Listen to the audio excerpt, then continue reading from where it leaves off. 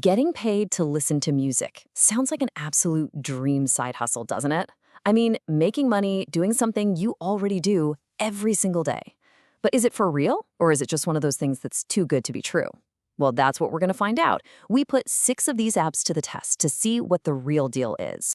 So that's the big question we're tackling today.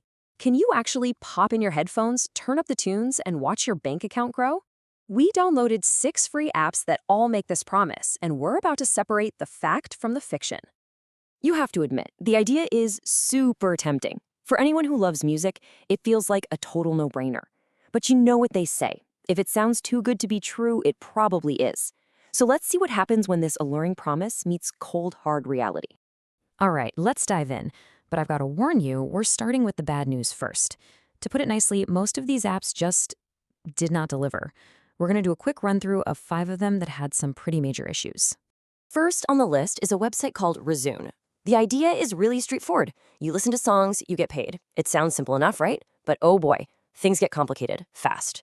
So they try to reel you in right away with a $5 bonus just for signing up. But almost immediately, the frustration kicks in. The website is just bombarded with pop-ups and glitches, making it a pain to even use. On top of that, you only get a handful of songs to listen to each day, so your earnings are capped right from the start.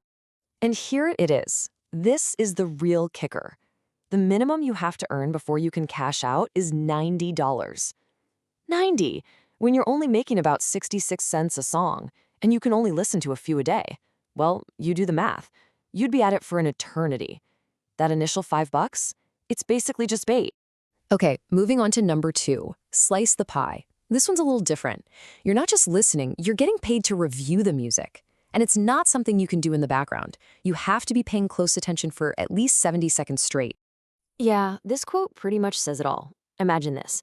You listen carefully for the full time, you write a really thoughtful, detailed review, and the app just says nope. It claimed the review was written too quickly, which just makes 0 sense. So no money, no explanation, a total dead end. This one gets a big thumbs down. Okay, next up is PrizeRebel. Now, this one isn't really a music app. It's a survey app that's supposed to have some surveys about music, and let me tell you, that's a big supposed to. Honestly, this was just a total grind. For starters, it was almost impossible to even find a music survey. And when you did, you'd get halfway through answering tons of questions, only to be kicked out for not qualifying. It's just this endless, frustrating loop where you do a bunch of work for absolutely nothing. And just look at this chart. This really puts it into perspective. After all that time wasted on surveys that go nowhere, the estimated earning rate works out to about $2 an hour. $2. That is way, way below the federal minimum wage. A really bad deal. All right, this next one is weird. It's called Cash for Minutes. And the whole concept is that you call a phone number and listen to a music broadcast. Yeah, you heard me right. You listen to a radio station over a phone call. A strange idea, but hey, let's see what it pays. And there's your answer. The payout is just unbelievably low. If you do the math, you're earning less than 5 cents an hour.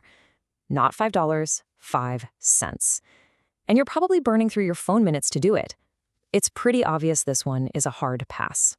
Okay, the last one in our bad category is Radio Earn. This brings us back to just listening to music in your browser. But right from the get-go, the website itself was just screaming red flag. You know what I mean when I say sketchy, right? It's the kind of site that's just flooded with pop-ups. And every time you try to click on something legitimate, it sneakily clicks on an ad and opens a new tab. It just feels untrustworthy. And on top of that, the pay was, you guessed it, so low that it was basically nothing. So I know what you're probably thinking after all that. This whole thing is a total bust, right? Well, hang on. Because out of all the apps we tested, there was one, just one, that actually kinda worked. Don't get too excited, but there is a little glimmer of hope here. And that app is called Givy. Now, a quick heads up, this is an Android-only app, so iPhone users are out of luck. But here's the thing that sets it apart. Unlike all the others, it actually seemed to do what it promised, and more importantly, it actually paid out. So let's break down Givy. On the one hand, the good stuff. It works. The music selection is actually pretty decent, and you can cash out with as little as 35 cents, which is great. But, and this is a big but, the cons are pretty major. The earnings are still incredibly small. We're talking 1 cent for every 1,000 points. And here's the real deal breaker. You can't just have it running in the background. The app has to be open and active on your screen for you to earn anything. Okay, we've seen the bad, the really bad, and the slightly better but still not great. So it's time to pull this all together. Let's get back to our original question and deliver a final verdict. After all this testing, is getting paid to listen to music really a thing? This scorecard pretty much tells the whole story, doesn't it? 5 of the 6 apps get a definite hard thumbs down. The reasons range from impossible cash-out rules to pay rates that are just insulting. And Givy, it gets a mixed verdict because, yeah, it works, but the earnings are so low it can't be considered a real side hustle. And that brings us to the bottom line, the ultimate takeaway from this whole experiment. After all the testing, the conclusion is crystal clear. These apps are just not worth doing at all. The tiny amount of money you might make is completely outweighed by the time and frustration you have to put in. You know, this whole investigation really makes you think about a much bigger picture. It goes beyond just listening to music. It really highlights this whole world of so-called easy money or passive income schemes. And it kind of begs the question, is easy money ever actually easy? It's definitely something to keep in mind the next time you see a promise that just seems a little too good to be true.